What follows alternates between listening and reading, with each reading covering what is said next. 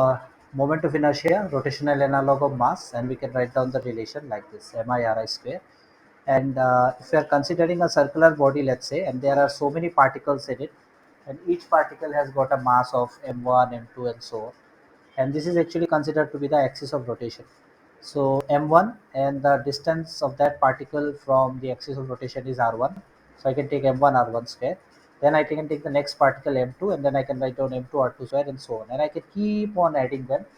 And if I add all of them together, I'll basically get the total moment of inertia of the entire body. So you can see moment of inertia not just simply mass, it also depends on the distance from the axis of rotation.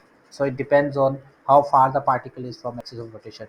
That simply means that a axis of rotation, if we are moving it a bit far, the moment of inertia will definitely change. But the moment of inertia does not depend on the velocity. If I'm saying that the plate is rotating with velocity omega, it will be omega for all the particles. Okay, it does not depend on the angular velocity omega, but it depends on the axis of rotation. Distance far, my moment of inertia will definitely change. So in general, if I write down velocity, we can write it down as Ri into omega. Our kinetic energy definition হচ্ছে half mv square. So if I say the ith particle, it would be half m I v I square. Or in place of vi, we can actually write down Ri to omega. That is the definition we have seen, the relation between linear velocity and angular velocity.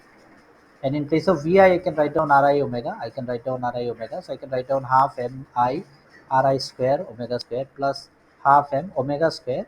And then I can write down mi Ri whole square. So sorry, not mi Ri whole square. It's mi/ri square. Right? Mi/ri square. Now this actually can be used to do a bit of uh, comparison. Okay. For example, if we are considering, so this is only for the ith particles. Now, if we are considering all the particles, if we are basically, let's say, considering the entire system, if we are taking the entire system, that means we have to find out the kinetic energy of all the particles. We have to add up all the particles. So half omega square does not depend on which particle it is, but mi/ri means ith particle. So here we can actually use sum over I, and then I can write down it as mi/ri square. Okay. Now if you see the rotational, this is the rotational part. In linear part, it was half mv square, mass into velocity. In place of linear velocity, we have got angular velocity, so this is fine.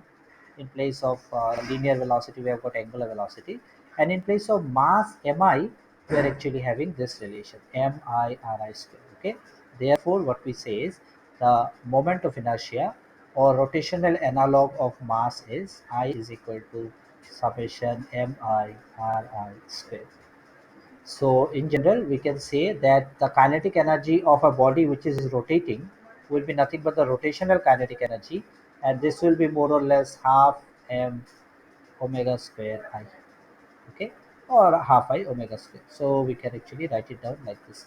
So it will depend on what is our calculation, and wherever we have mass, we can replace this mass with moment of inertia. So that is possible, and based on this, we can actually find out the moment of inertia for a number of bodies. So let's do some example of finding out the moment of inertia of few bodies. So, if we talk about moment of inertia, there can be different bodies for which we can actually calculate it. Okay, so let's see which are the most important types of bodies whose moment of inertia can be calculated. So, few of them I can calculate, few of them you can try. So, let's try to find out some moment of inertia. Calculate moment of inertia. So, we can actually find out moment of inertia for more or less any kind of regular body. So right now we are not going to consider any kind of irregular shape. We're just going to consider some regular shapes, and we can actually find out the moment of inertia. So when I write this down, it depends around which the axis is actually passing. Okay.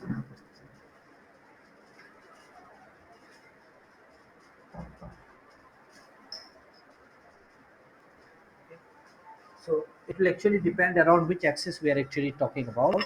For example, I want to find out the moment of inertia of a thin ring. So as I said, moment of inertia will actually depend about the axis of rotation. So let's say I actually want to find it out about the axis passing through the center, about the axis passing through the center.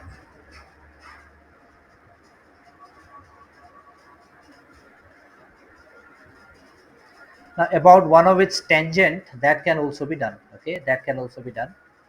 So it will totally depend. This definition is important. Okay, about which axis we actually want to find it out. Okay, so there are a number of things that we can talk about. Maybe we can find out it for.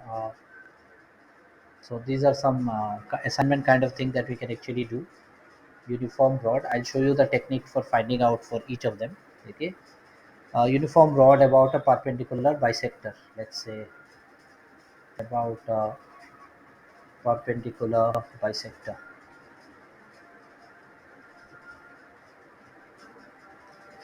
Okay. Uh, I'm just listing down the most important ones. Maybe we can talk about uniform circular plate about its axis.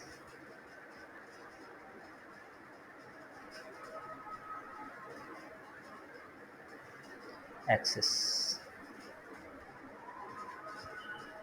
So it depends which direction we are going to take. We can talk about a hollow cylinder or solid cylinder, and both of them the approach would be more or less similar, but we can actually check the answer would be kind of different. So let's say I have to find out hollow cylinder about its axis. So if you're considering the masses that are present in a hollow cylinder, that will only be on the surface. And if you're talking about a solid cylinder, you have to also consider what is the density of that cylinder. Okay, so that's why it's a bit different from there. Solid cylinder about its axis.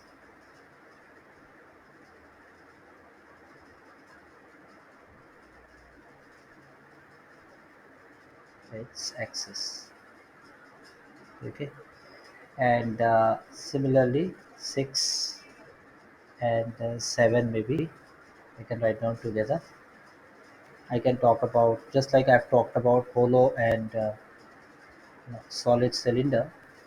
We can talk about hollow and solid sphere. Now a cylinder will be about its axis. So you draw a cylinder, draw a parallel line along the axis, you'll get that along that. But if you're talking about a sphere, it will be about its diameter. These are some most important center of mass, sorry, moment of inertia calculation that we should actually do. So this is a hollow or solid cylinder, a sphere. Let me write it down. Sphere I've not written. Sphere about its axis. तो ये 8 7 तो हमें निकालने चाहिए. We should actually know how to actually do the calculation for all of them. More or less the basic logic for the calculation for all of them will more or less be same. We can actually find out what is the kinetic energy, and we can separate out the velocity, and whatever is remaining would more or less give me the moment of inertia. So if I'm talking about moment of inertia of a thin ring, for example, the first one that we have is moment of inertia of a thin ring.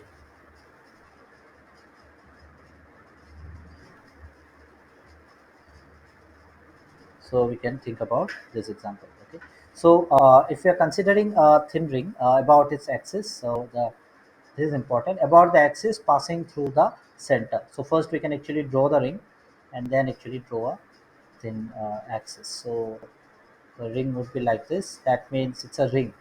So there is nothing in between, but there is a ring like this. Okay. So it has to be in the circular form. Okay. And about its axis, maybe we can actually just think about like this. So about its axis. Okay, so here also what we can do is this is actually one of the simpler ones, the calculation. We can talk about the speed of each particle, because if you're basically considering it in three-dimensional picture, we can say this is my ring, and this would be my axis of rotation, and the rotation is, let's say, about velocity omega, and we can say the distance from the center, it would be nothing but r. So all these particles are placed at a distance r from the center. Okay, and let's consider that m be the mass of this ring, because if we are basically going to calculate the, let's say, the kinetic energy, okay, we can actually do it. So first what we can do is we can find out what is the speed. Okay, so speed of each mass element, there are so many masses, m1, m2, and so on. Okay, so many masses here. So we can talk about speed of each mass. All of these masses will be moving with an angular velocity v, or sorry, omega, and all of them are at a distance r. We are considering a thin ring, so we are not saying whether it's at this side or this side. It's a very thin ring, okay, just a set of mass, let's say. So it would be nothing but r omega. So if we say that, we can actually find out what is my kinetic energy. So kinetic energy we know is nothing but half mass is capital M and v square. So just now I said speed of each is r omega. We know it from the rotational analog. We can simply write it down as half m r square omega square. So I know mr square would be my I, moment of inertia. So I can simply write it down it as half I omega square. So from here we can simply say that my moment of inertia I is equal to mr square. So that is quite visible from here, right? This is my mr square and this is my I. If I compare it, omega square rotational में sorry. So this is my moment of inertia. So many a times you'll get numerical questions जहाँ पे maybe you'll not be asked to derive it. You're just supposed to find out or use it in a mathematical calculation. So this was a very simple thing. You can find out the moment of inertia of a thin ring. Okay. So in a similar way, we can actually find out the moment of inertia for other bodies also. So every object for which you're finding out the moment of inertia may not be as simple. For maybe we can talk about a rigid massless rod. Rigid, I hope you know it's solid, right? The masses won't move from each other, more or less at a fixed position. So here we can talk about a rigid massless rod with two masses. So it's a kind of maybe we can talk about a dumbbell, two masses. So अभी इसका moment of inertia निकालना है. Rigid massless rod with two masses. So if I want to find out the moment of inertia for this, I can think about it like this. I basically have this rod which does not have any kind of mass of its own. Okay, and let's say there are two masses attached to it. Okay, we can find out for along anything. Okay, it's not a big thing. Our approach is more important here. So two masses. So मान लो यहाँ पे एक मास हो गई मेरी m1 और मान लो यहाँ पे एक मास हो गई m2. So this is maybe kind of dumbbell that we have. Okay, and here also we want to find it out along the axis of rotation. So we can say uh, somewhere here maybe axis of rotation. So I can take this, and this is my axis of rotation, rotating with velocity omega. I want to find out the moment of inertia. So for convenience, what I'm going to say is that both the masses are equal. Okay, let's say two masses and both the masses are equal, and let's say this mass is m by 2. I can take m also, no problem. This is also m by 2. So the both are the masses, and let's say the distance between them is l, and since both the masses are equal, their axis of rotation will be around the center. That is the center. This is the center. So that means from here to here it would be L by 2, and from here to here it would be L by 2. Okay. So this is the idea that we have, and from here we can actually find out the. So whenever you write down in your exam, please make it a habit key. You explain whatever you have drawn in the diagram. That would be important. That is how you actually write a proper answer. That's very important. So here also I'll just do it like this.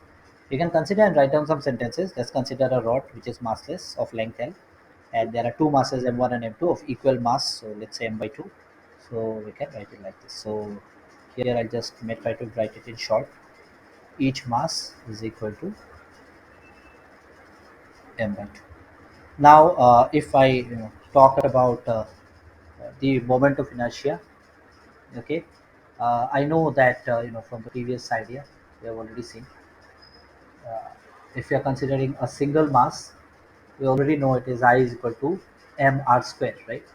Because if you are considering that disk, let me show you here. If you're considering this disk, each of these has got a moment of inertia m1 r1 square, m2 r2 square, and so on.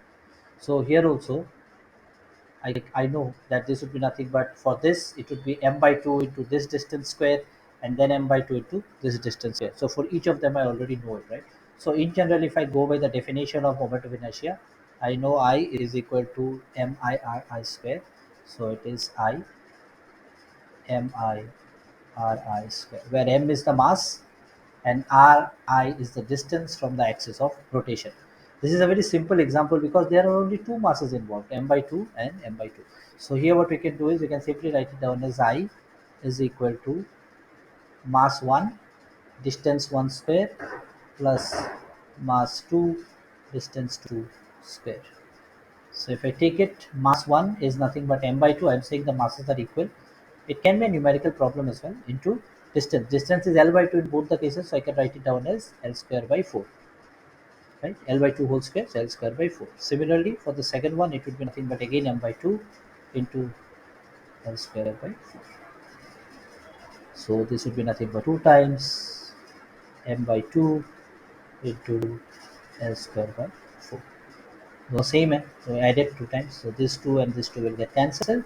Therefore, the moment of inertia of two masses held along the thin rigid massless rod would be nothing but ml square by 4.